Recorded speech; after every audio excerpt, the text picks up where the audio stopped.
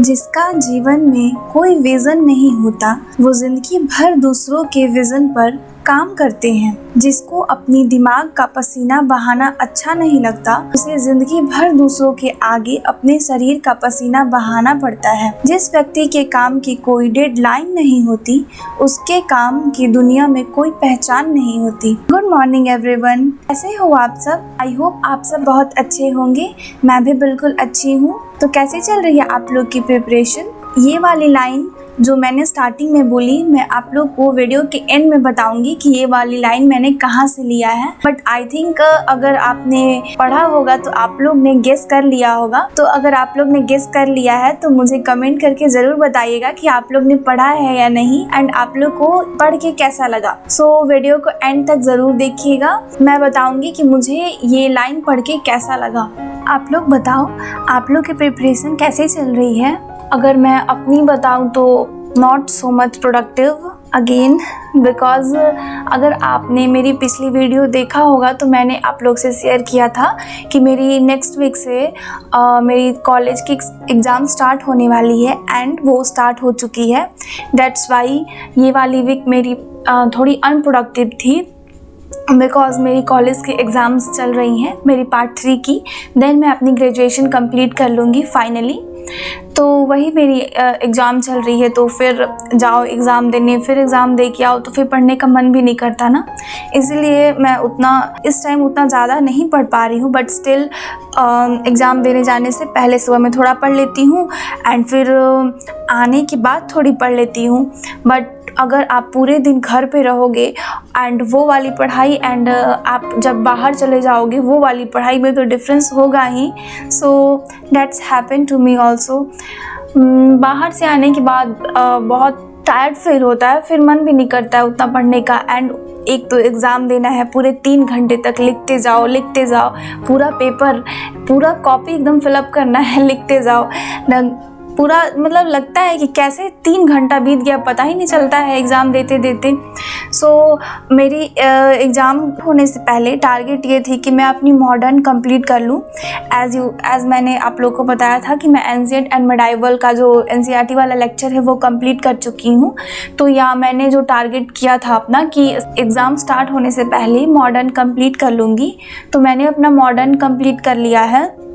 Modern complete करने के बाद मैं सोची थी कि पहले ancient then medieval then modern तीनों को रिवाइज कर लूँगी। उसके बाद आर्ट एंड कल्चर का जो पोर्शन है वो स्टार्ट करूँगी।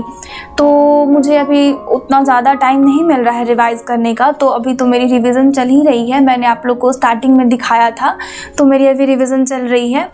एंड उसके साथ जब मुझे कुछ डिफरेंट पढ़ने का मन करता है तो मेरे पास NCERT की बुक है ही। मॉडर्न ये कंप्लीट करने के बाद मैं क्लास 11 की जो मेरी NCERT बुक है वो पढ़ रही हूँ। तो वो वाली बुक में भी मैंने 4 चैप्टर कंप्लीट कर लिया है। अब जो 5 चैप्टर है मैं वो पढ़ूँगी। उसमें टोटल 10 चैप्टर है एंड मैं अब 4 तक पढ़ चुकी हूँ एंड मुझे अब 5 पढ़ना है। सो लेट्स सी कब तक मैं कंप्लीट करती हूँ। तो मैं एग्ज़ाम देने गई थी तो मेरे पास सारा NCERT का बुक नहीं था। तो मैंने सोचा जब बाहर जा ही रही हूँ तो अपनी शॉपिंग भी कर लेती हूँ। तो मैंने जो मेरे पास बुक्स नहीं थे, मेरे पास ऑलमोस्ट बुक थे बट जो नहीं थे मैंने सोचा चलो अब ख़रीद लेते हैं। बार बार आने से तो अच्छा है जब आ ही रही हूँ तो ख़रीद लेती हूँ। तो मैंने जो मेरे पास बुक्स नहीं थे, जैसे पॉलिटी की 11th-12th की जो बुक आती है वो बायो वाला बुक जो NCERT है वो मैंने इन्वायरमेंट पोर्शन के लिए लिया था। बिकॉज जो इन्वायरमेंट पोर्शन है आप वो बायो के लास्ट 4 चैप्टर से कवर कर सकते हो। उसमें दी हुई है इकोलॉजी, इन्वायरमेंट, जेनेटिक्स, सारी चीज़ें दी हुई है। एंड ये सारी बुक्स मेरे पास नहीं थी तो मैंने वो ख़रीद ली है। एंड एग्ज़ाम ख़त्म होने के बाद मैं लेक्चर कंप्लीट करूँगी। लेक्चर कंप्लीट होने के बाद अब मैं टोटली NCERT पढ़ने वाली हूँ, इसीलिए मैंने सोचा इसे ख़रीद के रख लेती हूँ। देन मुझे बार बार जाना नहीं पड़ेगा। एंड ये बात भी है ना कि बुक रहती है अपने पास तो बहुत सेटिस्फेक्शन रहता है कि मेरे पास सारा बुक है। तो अभी मैं 11th का पार्ट 1 पढ़ रही हूँ एंड ये 11th का पार्ट 2 है। तो मैं वो कंप्लीट करने के बाद फिर इसको पढ़ूँगी। देन फिर 12th वाली बुक एंड पॉलिटी की कंप्लीट होने के बाद देखते हैं फिर कौन सा स्टार्ट करूँगी। सो यहाँ मैंने ये सारी बुक्स ख़रीद ली है जो मुझे जो मेरे पास नहीं थे एंड मुझे पढ़ने थे। तो मैंने सोचा जा रही हूँ तो अपनी टाइम भी इसमें यूटिलाइज़ कर लेती हूँ। एंड मुझे अपने फ़ोन की कवर लेनी थी बिकॉज़ मेरी फ़ोन न्यू है, तो मैंने कुछ मंथ्स हो गए हैं ख़रीदे हुए, बट मेरे पास उसकी कवर नहीं थी। तो मैं बहुत टाइम से सोच रही थी लूँगी बट जब जा रही थी तो फिर याद भी भूल जा रहा था, या फिर एक बार गई थी तो मुझे अच्छा मिल नहीं रहा था। तो इस बार गई तो मुझे ये काफ़ी अमेजिंग लगा। इसकी जो ऊपर वाली पोर्शन है वो मुझे काफ़ी बहुत पसंद आया एंड इसका कलर भी बहुत अच्छा लगा, तो मैंने इसे जल्दी से ख़रीद लिया।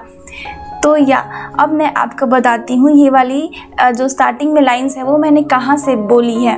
तो ये वाली लाइंस जो है वो मैंने एक कलेक्टर साहिबा करके बुक्स जो अभी ट्रेंड में चल रही है वहीं से बोली है। एक्चुअली मैंने भी वो वाली बुक्स रील्स में देखा था एंड मुझे उसका बुक का नाम पढ़ के मुझे काफ़ी इंटरेस्टिंग लगा। तो मैंने सोचा मैं भी इस बुक को ज़रूर पढ़ूँगी। तो मैं उसको ऑर्डर नहीं की हूँ, मैंने इसका PDF गूगल से डाउनलोड कर लिया है। अगर आप चाहो तो आप भी कर सकते हो।